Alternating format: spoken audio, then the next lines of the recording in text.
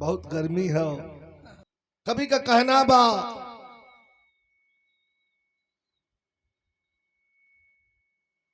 कि धर्म और अधर्म की जंग चारों युग में होती रही है।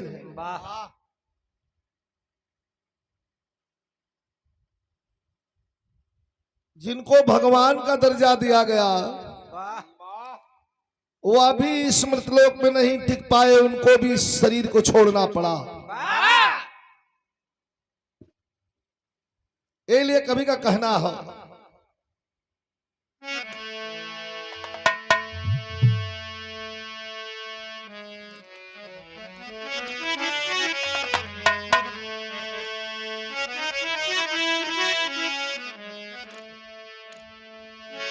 कोई पानी सा पावन तरल है नहीं,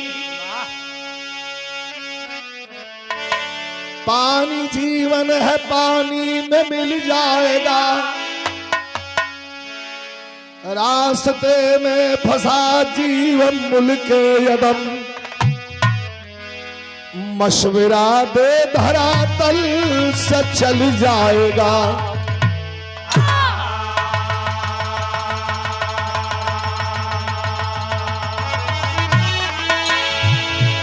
कोई जीवन पे कैसे भरोसा करे,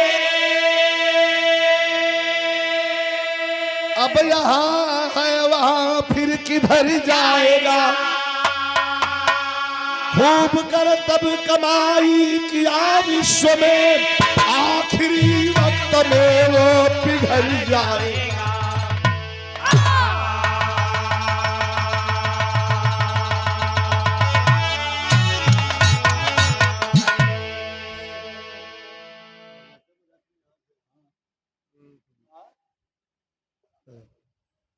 खूब करतब कमाई किया विश्व में, आखिरी वक्त में वो पिघल जाएगा।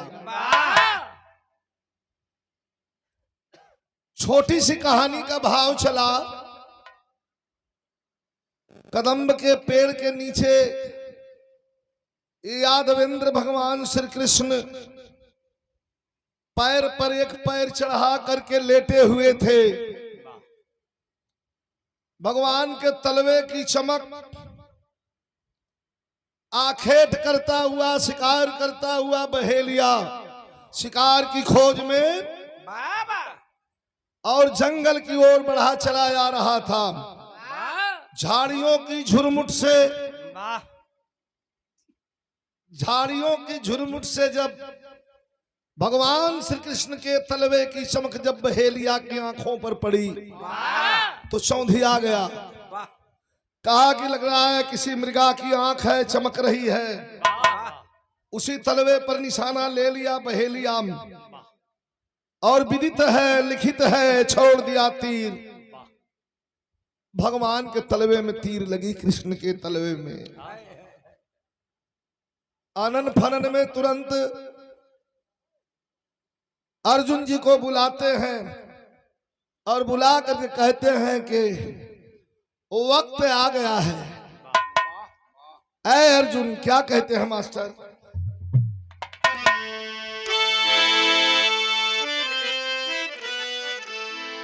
कल की ऐ अर्जुन,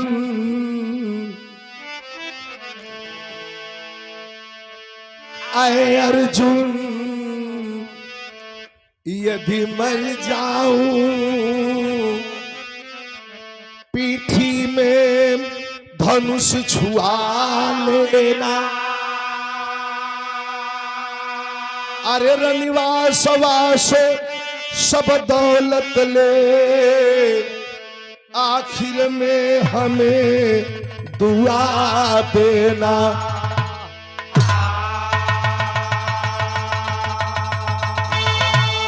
वक्त आ गया है अर्जुन,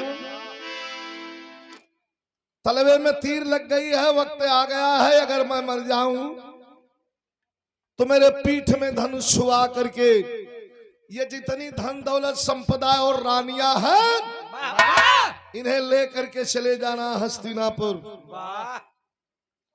ए बोला मत हो,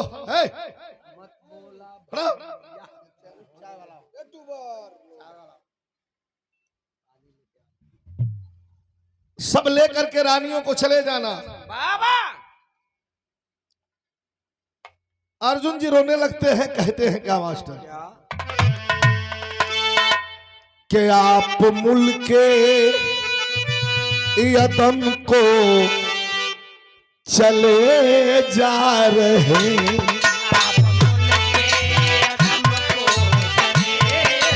मुल्के यदम स्वर्ग।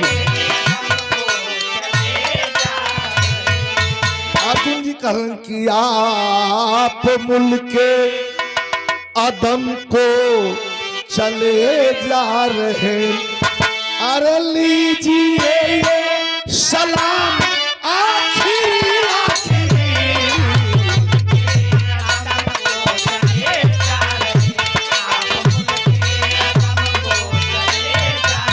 अरे लीजिए ये सलाम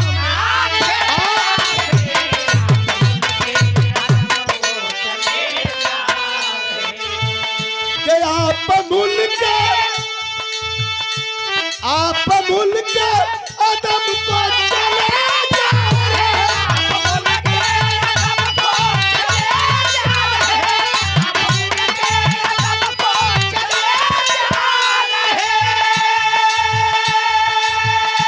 आप मुल्क अदम को चला जा रहे, लीजिए ये सलाम आखिरी आखिरी, ना खुदा ना खुदा, मतलब ना खुदा का मतलब पतवार, कि ना खुदा बन के कश्ती संभाला था तू,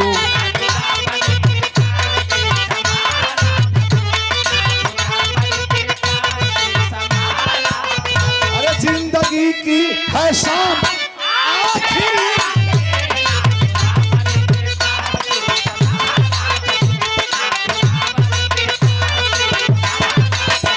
जिंदगी की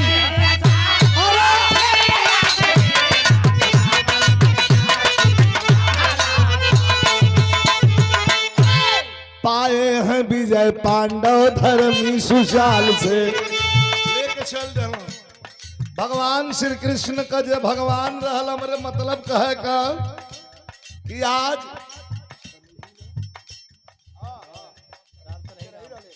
राम स्नेही बाबूजी का 13वीं बा,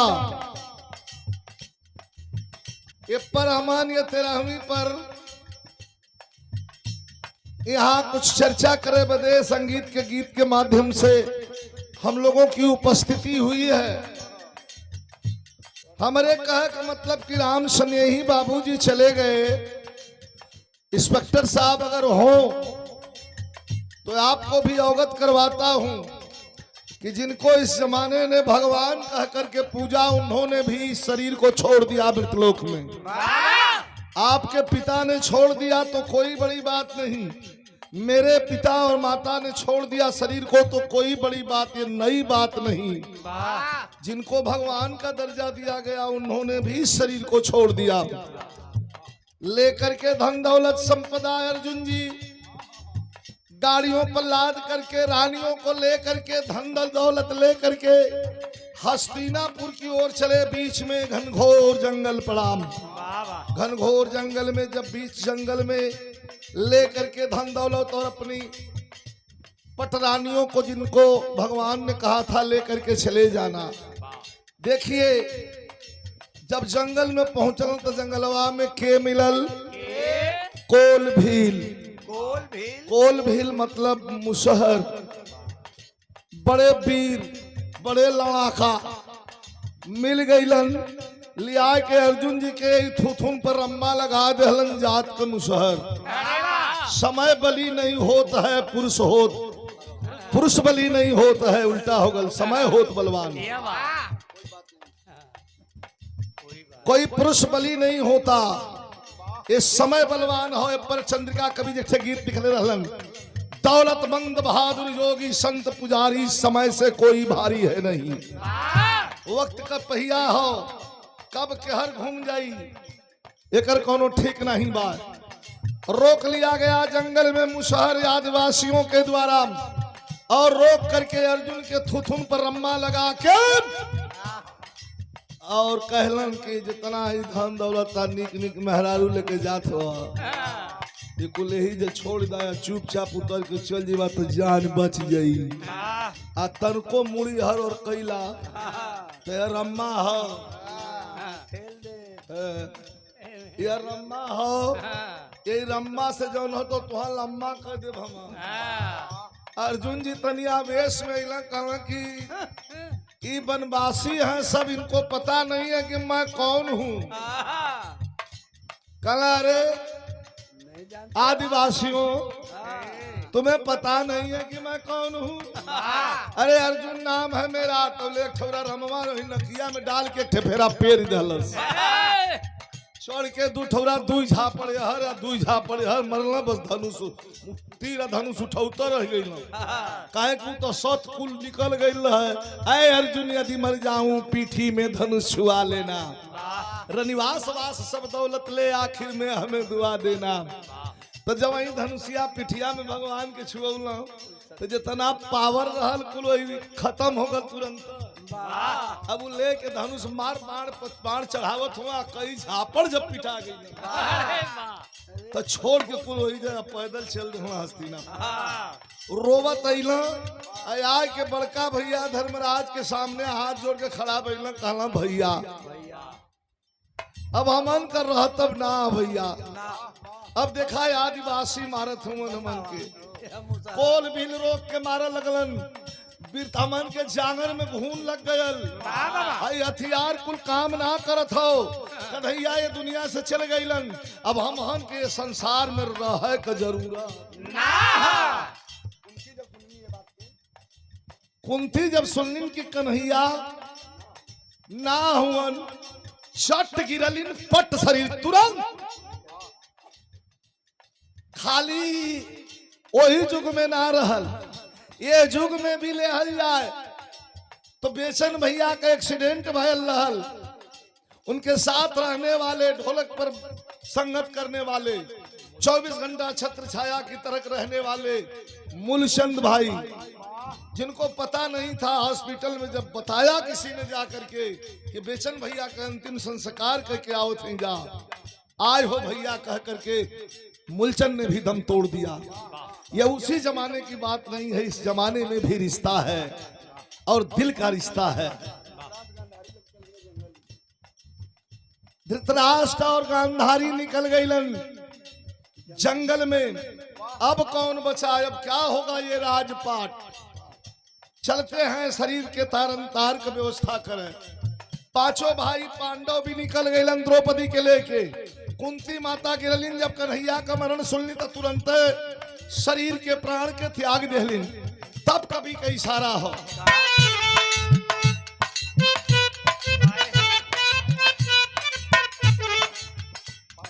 पाए हैं विजय पांडव धर्मी सुचाल से बचाए जिन्हें जंग में घनश्याम काल से अब किए हैं कुछ दिन राजमन विराग ले लिए रानी के साथ पांचों जन अनुराग ले लिए चल धन हवार में हिमालय के गोद में जहां इस शरीर के वो टेम्परेचर के शरीर ना बर्दाश्त करी हो जो गल जाई पानी हो जाई मर जाई आगे बढ़लन अर्जुन नकुल सहदेव भीम मोक्ष पा गए अर्जुन गईला गल के पानी में तीन बह गई नकुल गईला सहदेव गईला भीम गईला सब गल गल बच गए के द्रौपदी और धर्मराज धर्मराज का हाथ पकड़ ले हैं द्रौपदी कहली कि पहले आप गई हैं कि हम कह मन करे तो चला पकड़ करके हाथ ले करके धर्मराज आगे बढ़ते हैं एक कुकुर रहल पिछवा वो लगल रहल दिखा कमाई चार भाई गल गईलन वही जो गल के पानी में तीन खत्म हो गईलन आगे जब बढ़लन हाँ तो नीचे से द्रौपदी गलना शुरू होती है, हाथ पकड़ रही हमन गल के पानी में द्रौपदी भी बह गई हवार में। अर्जुन नकुल सहदेव भीम मोक्ष पा गए, धर्म में धर्मराज फल प्रत्यक्ष पा गए।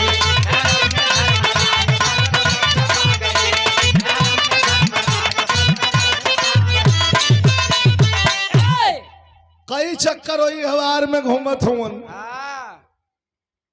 इनके कुछ होता है न बा, घबरा के रोवे लगलन। इतना भैया हुआ विचार करा कि 5 भाई हम चाहे आप हैं, एक संगे जात हैं, 4 भाई गल जाए, एक भाई वही पर चलत हो के कुछ ना होता तो घबराई ना, लगलन रोवे।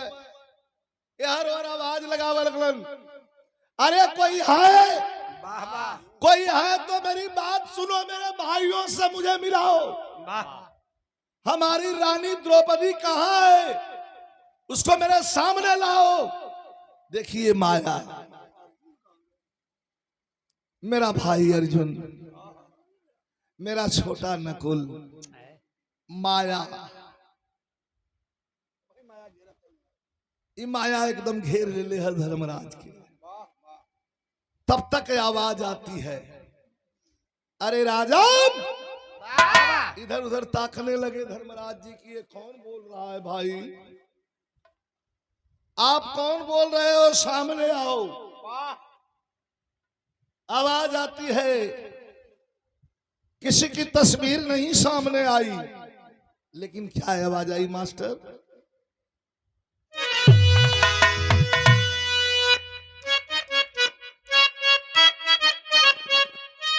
बिलासपुरी गीत, वो जमाने में गीत का बड़ी चर्चा रहल। जैसे हमान कवर नक्षदवा कन छेदवा आवेलन, बिलासपुर में के फूल बेचैया कहल जाला। कोनो ननद भौजाई बैठल रहलिन, नकिया कनवा छेदा वाला जात रहल, जोर से चिल्लायल कि फूल बेचैया आयो रे, कोई कान नाक छेदवा ले। भौजैया ननदिया से कहलस कि ए नंदो छेदवाला, गहना वहना पहने का काम दे, कह नाको बाबा नाको, बहुत डर लागतो, पहले तुम छेदवाओ, बताओ कैसा लागतो तो छेदवाई हूँ। वो कहले रहल, कैसे कहले रहल मास्टर, ताकि चीटी चबे कैसी लागे रे दीदी, भौजैया छेदवावे लगल। आजकल छेदो तो कई ठे हो गल ना, पहले हाई नाक छेदा जा, नकबुज्जी बदे माता बहन फुआ काकी लोग यहाँ छेदवाए ले, हाई जई छेदा आजकल है कनवा में 15 ठे छेदवावत, डोरियो में छेदवावत, छोड़ सारे जल्ला न। तो जब छेदवावे लगल भौजैया तो पूछला ननदिया कि भौजी भौजी कैसा लागतो, तो बतावत रहल का के चीटी चबे कैसा लागे रे दीदी, अरे कटगड़े जैसा लगे, ज्यादा नहीं पीरा दे, हो ज्यादा नहीं पीरा दे, हमने में आए फूल बेचैया, कान छेदा ले, छेदा ले, छेदा ले, छेदा ले, छेदा ले, छेदा ले, छेदा ले, छेदा ले, छेदा ले।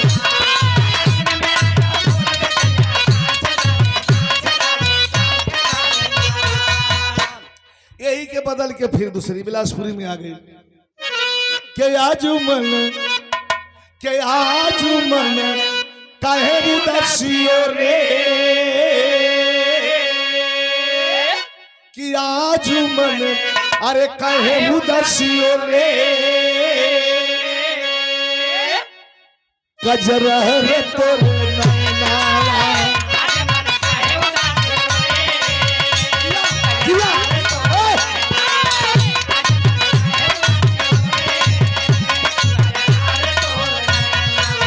आवाज आती है, अरे भाई कोई है तो सामने आओ, मैं धर्मराज हूं, हमारे 4 भाई गल गए, हमारी रानी गल गई, कोई मदद करो हमारी।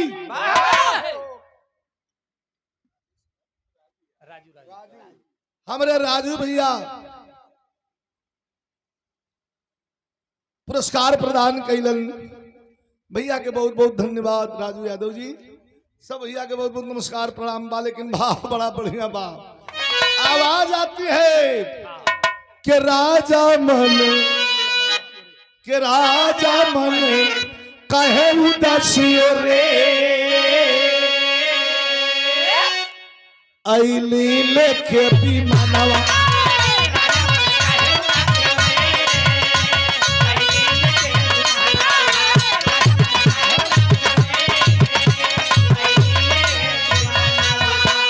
क्यों उदास हो राजा?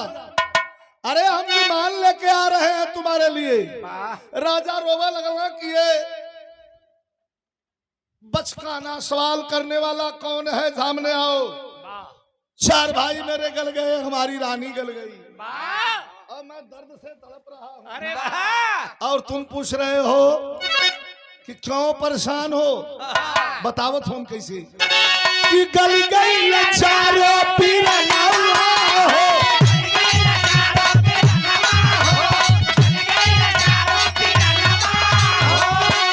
अरे गल गई चारों पीरना हो, असंगवा में द्रौपदी माया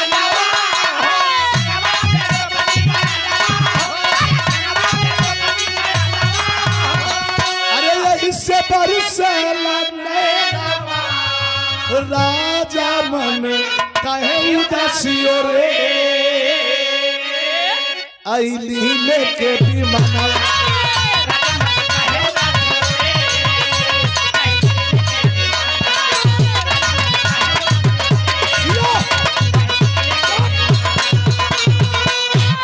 हमारे चार भाई गल गए, पूछ रहे हो ये कैसी बदतमीजी है, क्यों रो रहे हो? हम भाई हमार मर गई, इतने स्त्री सुंदर रहा लोग यही में गल गई, और पूछ रहे हो क्यों रो रहे हो? या कभी आध्यात्मिक भाव लिखलन कैसे?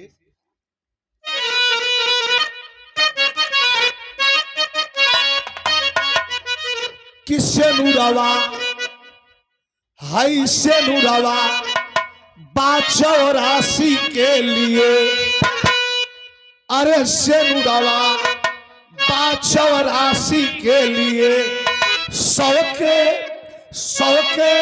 छोड़ 5 के ले जाइए हरवा चनुरवा 84 के।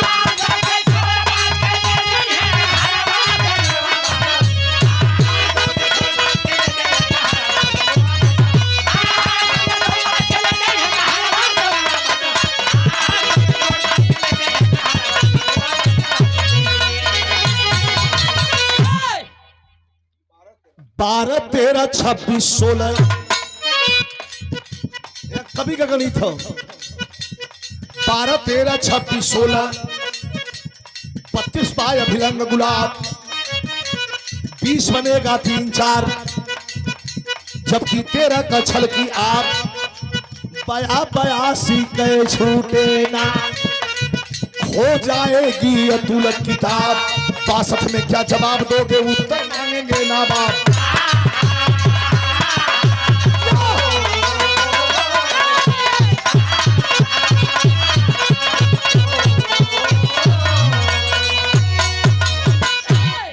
कवि ने अपने लेखनी के द्वारा गणित सिद्ध किया है। 12 13 26 16 32 बाय अभिरंग गुलाब, 20 बनेगा 3 4, जबकि 13 का छल की आप। 82 की छूटे ना, खो जाएगी अतुल किताब। 66 में क्या जवाब दोगे, उत्तर मांगेंगे ना बाप। एक बेर और पढ़ना, एक बेर बाबू, एक बेर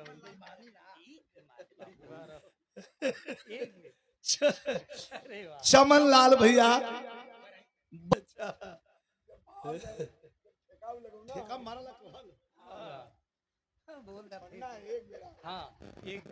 आराम से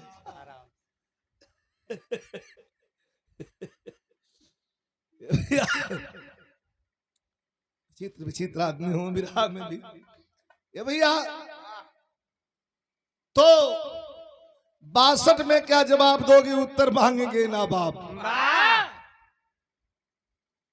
खींच के बैठावा लगना भाई, तो हुआ हवा पकड़ के अजन विमान में बैठावे लगलन, रोवे लगलन, लइकन मतिन छरियात हो माया देखा पीछा छोड़े लेना भाई। ये बड़ी ठगी नहीं है, ये इतनी बड़ी ठगी नहीं है कि वही जाई गरेसे ले, वही जाई पकड़े ले जहां ये जीव को क्षति हो जाए।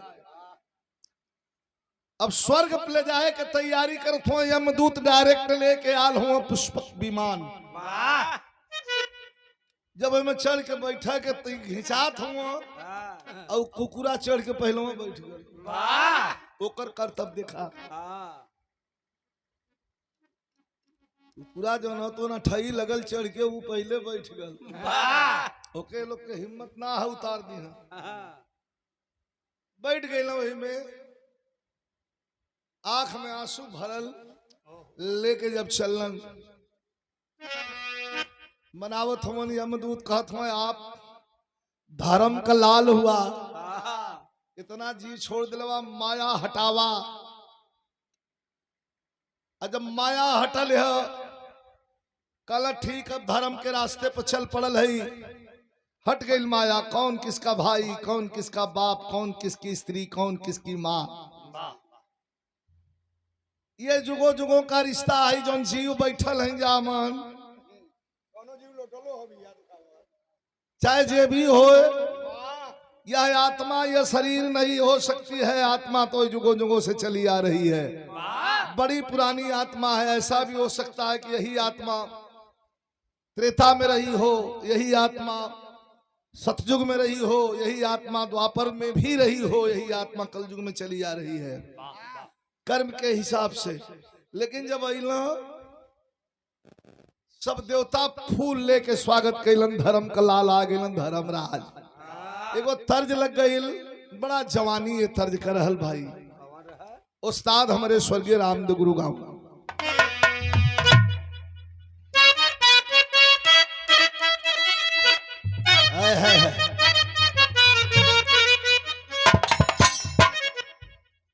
मेहरारू कुल गावल नहीं, जलुआ पर गीत गावल नहीं, नखटा पर कह तोरे पीछा वारा के तोरे पीछा वारा, अरे ये छिछली गड़हिया महाराजा महाराजा, फूलवा फूलेला कचना महाराजा।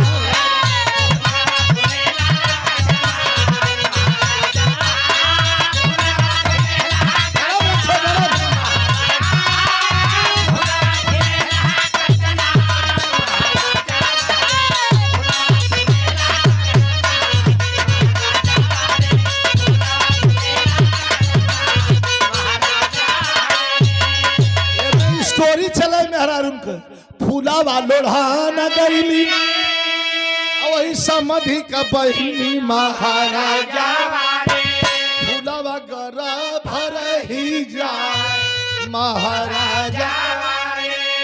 लेकिन जब की बरती आई, जब की बरती आई वही गांव के गोइरवा महाराजा, समधिन कटी से करहिया महाराजा।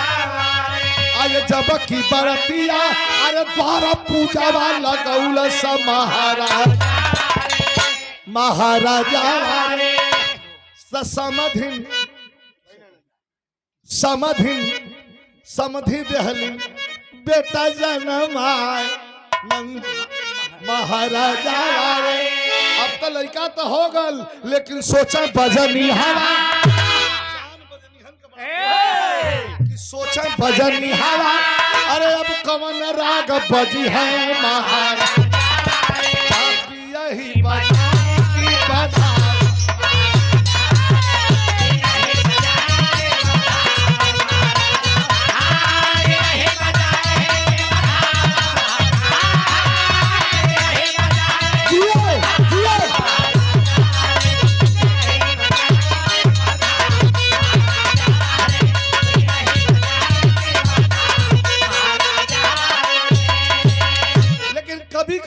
स्वर्ग के कोठरिया के स्वर्ग के कोठरिया अरे अइला धर्मी पुजरिया सब देवता हो, अरे सब देवता स्वागत कैला हथवा के पसार सब देवता हो।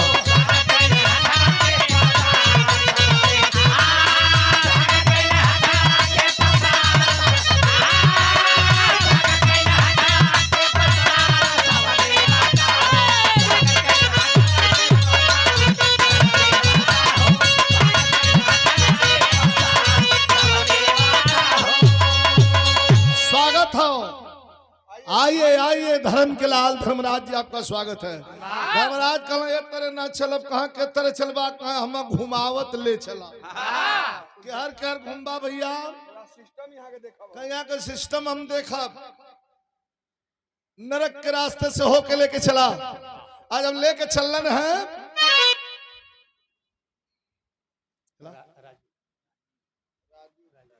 हमरे नरक का कुटील लोग।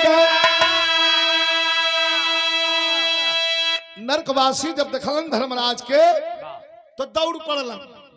नरक का कुटील लोग अरे धैला चरनिया रामा। हे सरकार यही नरक के कोठरिया में से आवत बयगिरिया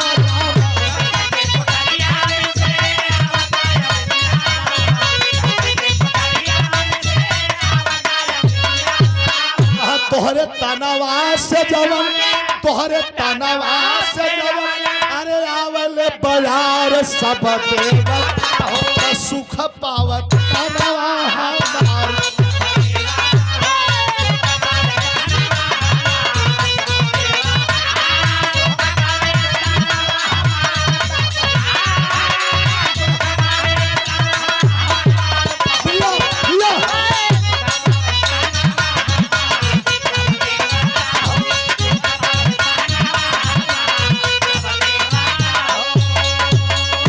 नरकवासी कुल दौड़ के और धर्मराज जी के चरण धर के रोवे लगलन कि आपके शरीर से लग के जवन हवा थोड़ी सा हम लोग के शरीर में लगत हो वो थोड़ी देर के लिए हम लोग उनके सुख प्रदान करत बा।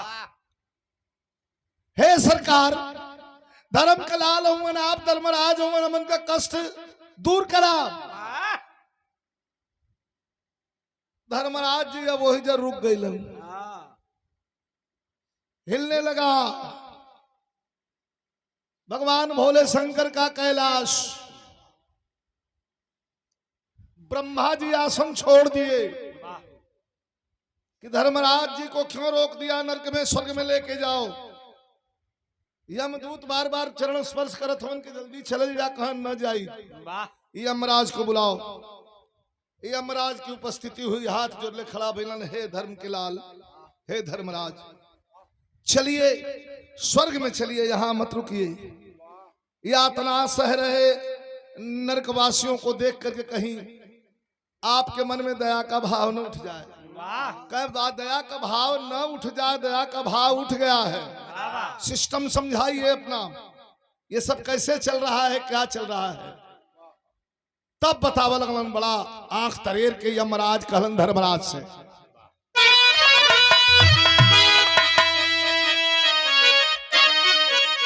अरे बोल उठे, अरे बोल उठे यमराज बात समझ आई धर्मी राजा हो। अरे बोल उठे यमराज बात समझ आई धर्मी राजा हो। अब पाप पुण्य तय हो गया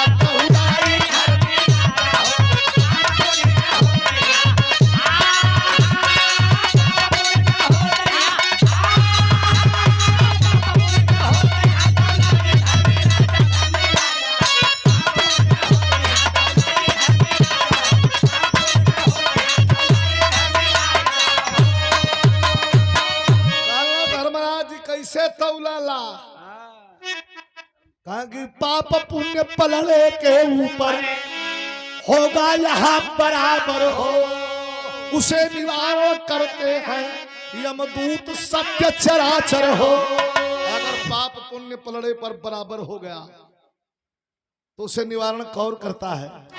यमदूत। कहा वो कैसे? कहा कि गाय पोंछ गाय पोछ वही पैतरनी में पकड़ाई धर्मी राजा पार हो जाई तू है स्वर्ग में जाई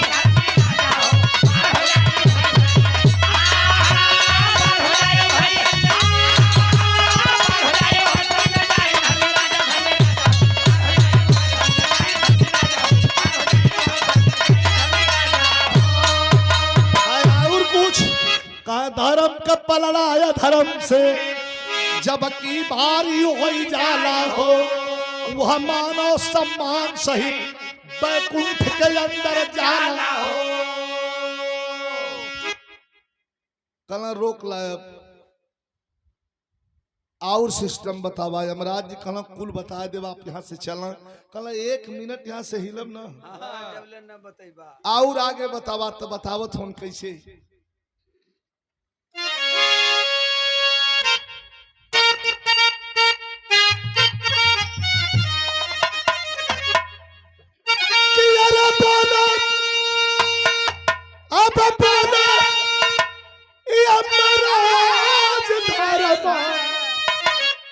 राज जी से बतिया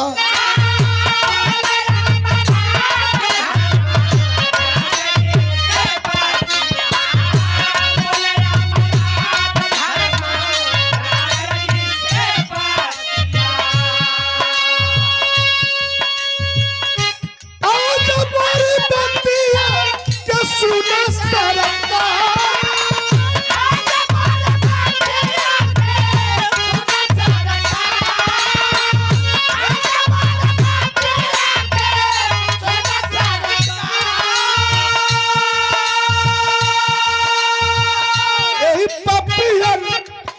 बदे बनल नरक कोठरिया खलीफा वाला बदल नीले भोग दंड हो प्रचंड बढ़िया कैसे कहे जे कि दूसरे औरत पे हथवा उठाई है उतर जई है बीचा वही बदनी से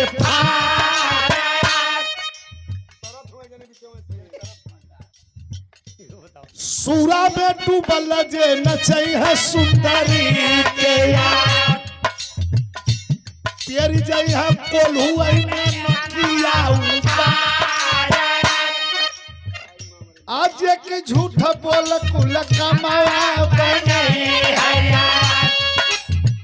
काट जाई मुहावा से जेकी दगाबाजी करी है निज सखियन से लोहवा के चंदवा छपई है सरकार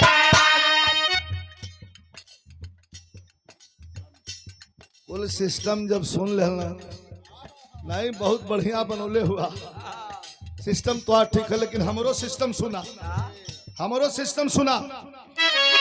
का चाहत हुआ कहां स्वर्ग में चला कहां सुना हो का यही पपियन के साथ चलब स्वर्ग के कोठरिया पपियन के साथ चलब स्वर्ग के कोठरिया नहीं तो नरक में लगी और तरफ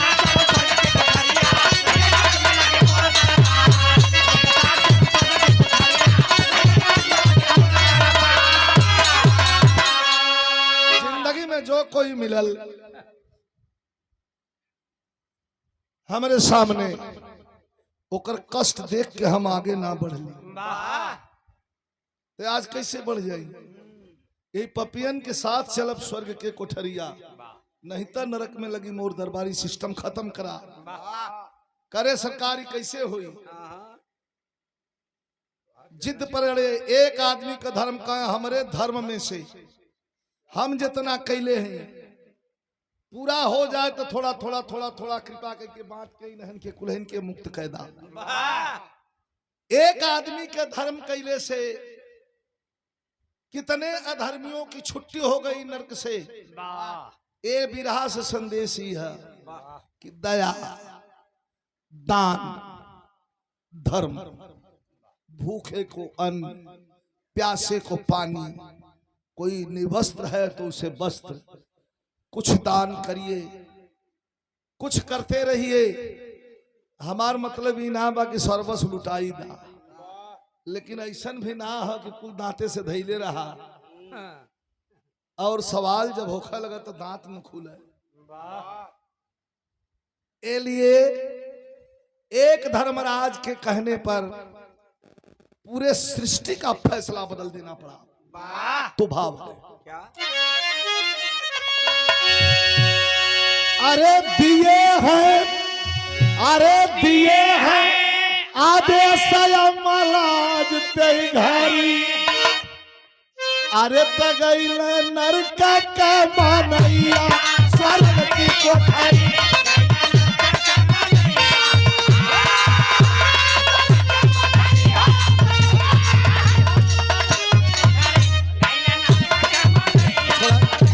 ये सब बचकाना हरकत लोग मत कीजिए, बड़का नाम हो तो ऊपर झाड़ा मत फिर ली लोग।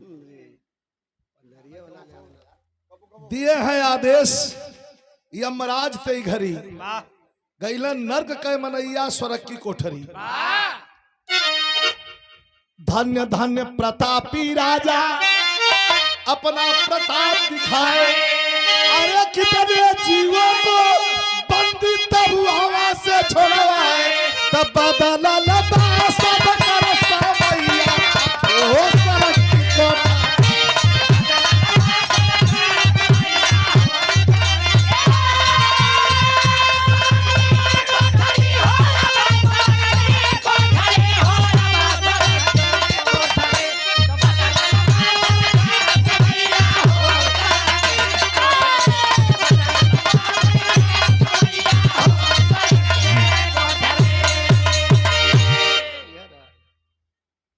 एक धर्मराज जी के चलते, एक थे धर्मी के चलते, कितना धर्मी वही धर्म के संगे पार हो गई। ये दया दान धर्म ये जिंदगी का, हाँ ये जिंदगी में जो दया दान धर्म कुछ करत रही, तब फिर कुछ संकट आयल भी घट जला। जैसे हम अपने बात बता दें, बहुत बड़ा दया दान धर्म वाला, बहुत बड़ा हम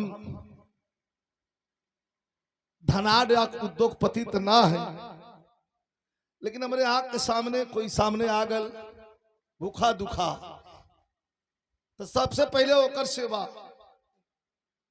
इसको बात हम ना कही, हमारी जो निजी बातें हैं वो निजी हैं, आपसे शेयर क्यों करूं। हमारा आवाज पड़ता है बनारस में, ये कोरोना महामारी में लाशें फेंकी जा रही थी।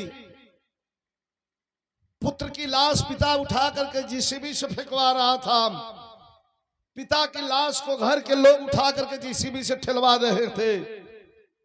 ये ऐसी महामारी थी कि अपनी जान बचाने के लिए जो जिंदगी का सबसे प्यारा अपना पुत्र है उसे भी लोग छूने से कतरा रहे थे। ऐसी स्थिति में सारा हाल रोजगार बंद हो गया था। हम जा रही ला बनारस में, जितना सफरल भीतर कोनिया गांव से लोग आते थे, पूछते थे भैया कुछ खाए कि ना हो। राशन की दुकान पर मैंने कह दिया 8,000, 9,000, 7,000, 10,000, 15,000 का डेली, 2,000, 3,000 का एक एक आदमी ले लेके जाए। ऐसी स्थिति आ गई 1 महीना, 1.5 महीना में, 2 महीना में, जब हमरो कुल बैलेंस खत्म होने लगल। बॉम्बे मैंने फोन किया, बॉम्बे से पैसा मंगवाया, फिर 10 लाख रुपया। हमने कहा कि दरवाजे पर जो कोई आता है, ये संसार है, भगवान की खेती है, और ये उपज ये किसी की बपौती नहीं है। ये धरती यहीं रह जाएगी, धन यहीं रह जाएगा, हम आप आते जाते रहेंगे और तख्त भी पलटता रहेगा। मालकाना हक किसी और का था, आज मेरा है, कल आपका किसी और का होगा। लेकिन दया दान धर्म का मतलब, मेरे विरह का मतलब यही था कि एक धर्मराज के दया दान धर्म से हजारों लोगों को नरक से स्वर्ग में ले जाकर के उन्होंने शिफ्ट कर दिया। इसलिए दया दान धर्म से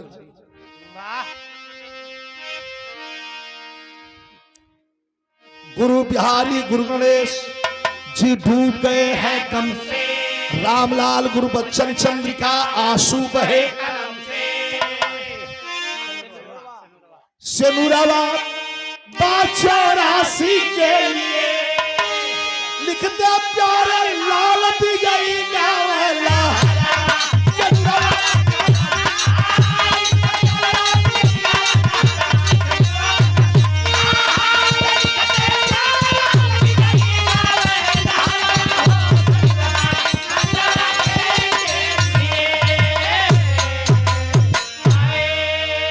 बहुत बहुत धन्यवाद। बड़ा दूर कार्यक्रम हमार बा, हमके तो विदाई लेवे के पड़ी।